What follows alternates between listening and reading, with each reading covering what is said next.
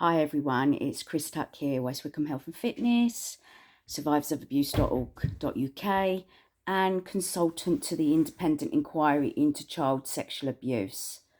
So it's Friday afternoon and as you can see I'm chillaxing, but I just wanted to reflect on my week really, or just use a day, today, Friday, as an example.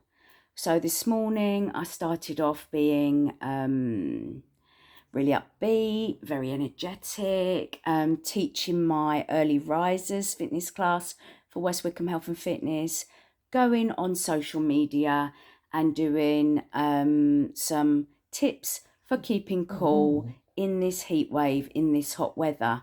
All fine, all good.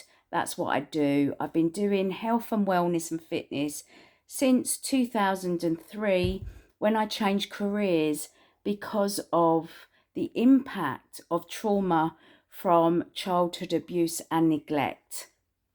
I had a breakdown and I needed to change careers from being a chartered management accountant to being a health and wellness coach.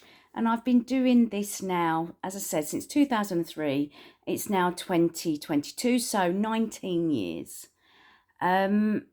We then moved on to the early part of the morning, mid-morning. I then changed my hat, literally changed my mindset to doing posts around child sexual abuse, sharing about the impact, raising awareness on how trauma and the impact of going through child sexual abuse, mental and physical abuse, impacts mindset, impacts stress management, nutrition and fitness. So I'm sharing posts that will raise awareness, as I've said, but also how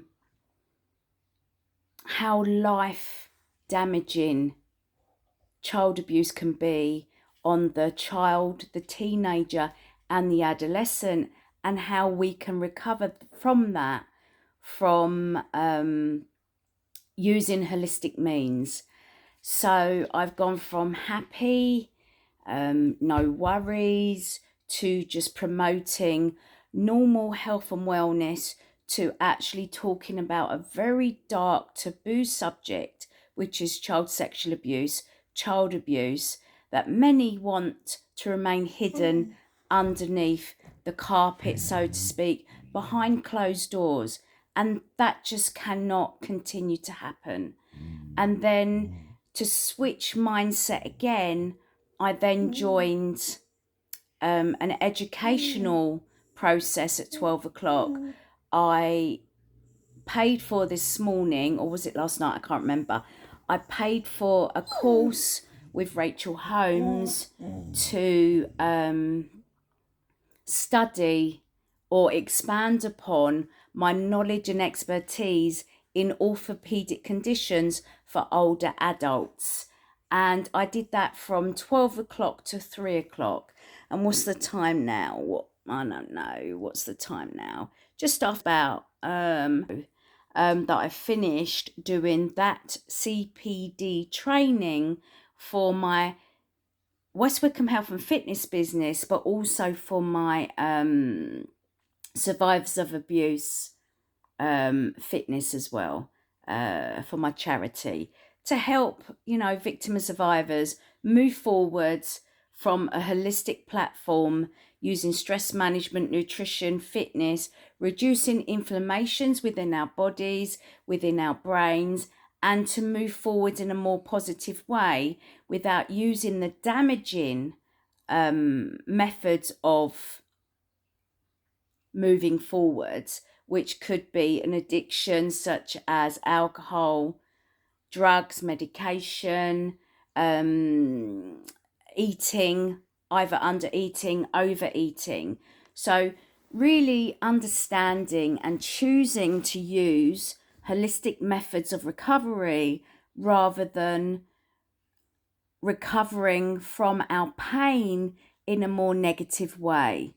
And I'm not making any judgments on anyone. We all use or choose to use a recovery mechanism or a coping mechanism that suits us at any one time. But now, as I said, I'm lying here on the sofa, completely exhausted, completely floored. And this is what you will see, or you won't see actually. I'm giving you a peek behind the curtains, and I'm smiling because if I'm not smiling, I'm crying. Okay. So we all choose to use a coping mechanism, or we default to a coping mechanism. And my coping mechanism for so long has been just do. And unfortunately, now I am going through EMDR therapy, which has enabled me to step back and just work through my emotions, accept my emotions, acknowledge my emotions, whatever they happen to be, whether it be anger, whether it be sadness, whether it be a sense of loss, whether it be happy, whether it be sad, feeling depressed, feeling productive, feeling not being productive, self-sabotage, whatever it happens to be, just feel it, acknowledge it, work with it, work through it, but don't suppress it. Yeah.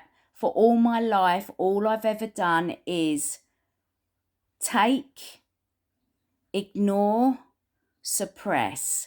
And that has led to many health implications for me, mentally, emotionally, and physically.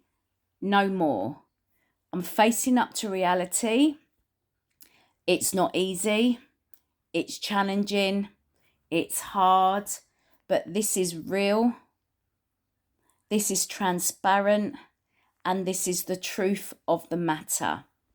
So I try and balance my life through my own coping mechanisms, which is my fitness for my mental and my physical health, and keeping others moving forwards with theirs, to raising awareness of those dark taboo subjects, but also raising awareness of suppressing, silencing, and shutting all of that down, to actually know this is not right. We have to be upstanders in this. We have to break the silence. We have to have the conversations. We have to find solutions.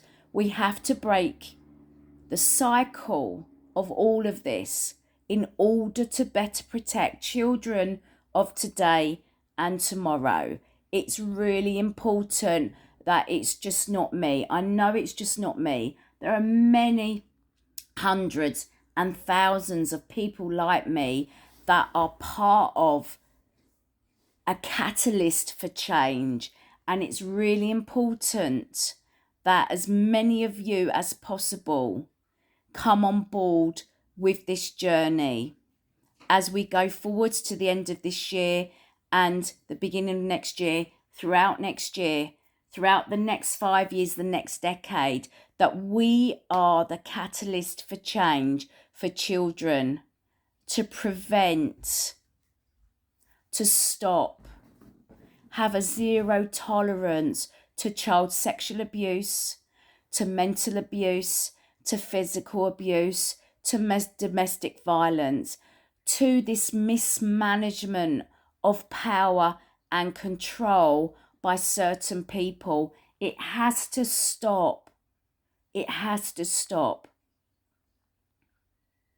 We need to empower the victim, the survivor, to know that they have freedoms, that they have equal opportunity, equal rights to succeed and be the person that they are meant to be in life. We owe that to every single human being out there, but especially children that are disempowered and not often believed.